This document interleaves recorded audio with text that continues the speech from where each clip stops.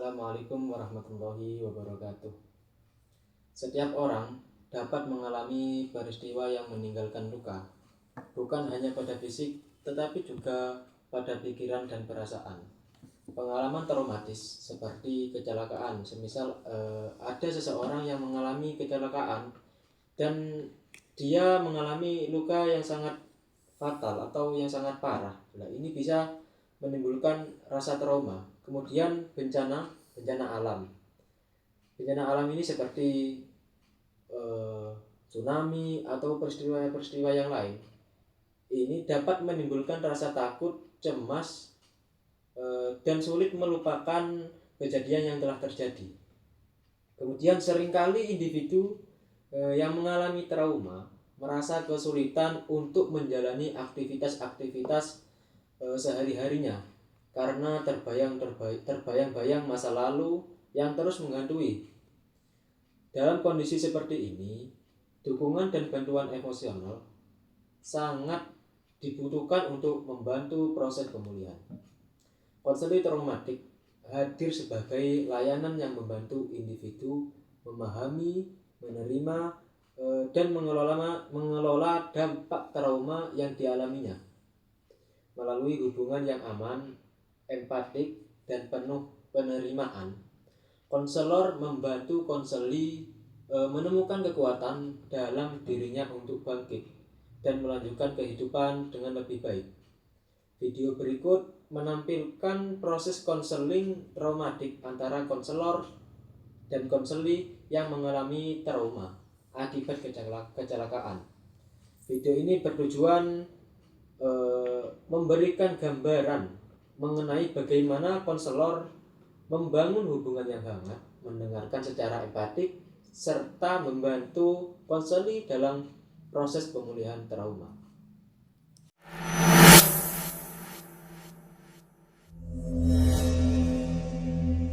Assalamualaikum, selamat pagi. Terima kasih sudah bersedia hadir pada hari ini.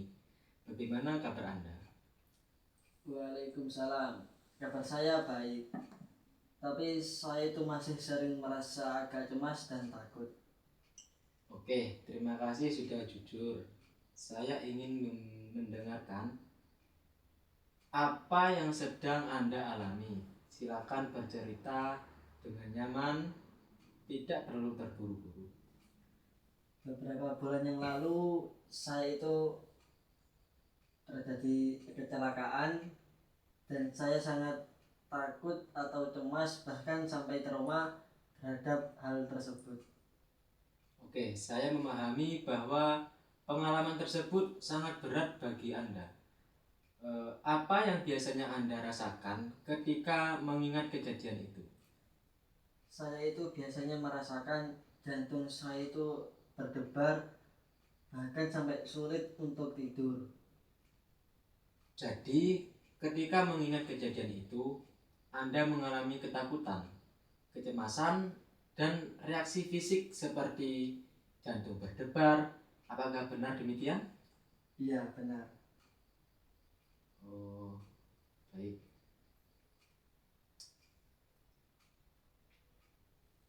Perasaan tersebut sering muncul pada seseorang yang pernah mengalami peristiwa traumatis sejak kejadian itu. Apakah ada aktivitas yang Anda hindari? Iya, saya sering menghindari berpergian sendiri karena saya takut terjadi akan hal tersebut. Maka dari itu saya sering bergantung kepada orang lain. Oh, saya mengerti. Menghindari situasi yang mengingatkan pada trauma merupakan hal yang cukup umum. Bagaimana pengaruhnya terhadap kegiatan sehari-hari Anda? Saya memang ingin bisa merasa kembali menjalani aktivitas dengan normal. Oh, tentu hal itu cukup mengganggu. Namun saya melihat Anda memiliki keinginan untuk pulih karena sudah berani datang menceritakan pengalaman ini. Biasanya saya hanya diam dan menunggu sampai rasa trauma saya ini hilang dengan sendirinya. Itu tujuan yang sangat baik. Ketika rasa cemas muncul, apa yang biasanya Anda lakukan? Saya biasanya akan mencoba melakukan seperti diam atau banyak hal tersebut. Baik, salah satu cara yang bisa dicoba adalah mengatur napas secara perlahan. Tarik napas dalam beberapa detik, tahan sebentar, lalu hembuskan perlahan. Teknik ini dapat membantu tubuh menjadi lebih tenang. Saya sering melakukan hal yang Anda katakan itu, seperti tarik nafas terus dikeluarkan. Sering untuk melakukannya untuk mengurangkan rasa takut saya terhadap hal tersebut. Bagus. Selain itu penting untuk mengingat bahwa kejadian tersebut sudah berlalu dan saat ini Anda berada dalam keadaan yang aman. Dan Oke,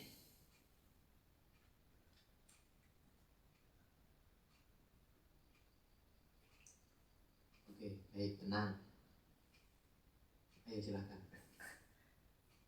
saya sering lupa akan hal itu ketika rasa takut datang. Tidak apa-apa. Proses pemulihan dari trauma membutuhkan waktu. Yang terpenting adalah Anda tidak menghadapi semuanya sendirian.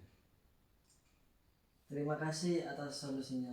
Saya agak merasa lega sedikit setelah menceritakannya kepada Anda. Saya senang mendengarkannya. Untuk pertemuan berikutnya, kita akan belajar strategi lain agar Anda dapat mengelola kecemasan dan membangun kembali rasa percaya diri. Baik, saya sangat siap untuk melakukannya. Terima kasih atas keterbukaan Anda hari ini. Semoga langkah kecil yang kita lakukan dapat membantu proses pemulihan Anda. Terima kasih banyak atas bantuannya kepada saya. Semoga saya bisa tidak trauma lagi akan hal tersebut. Sama-sama. Sampai bertemu pada sesi berikutnya. Assalamualaikum. Waalaikumsalam.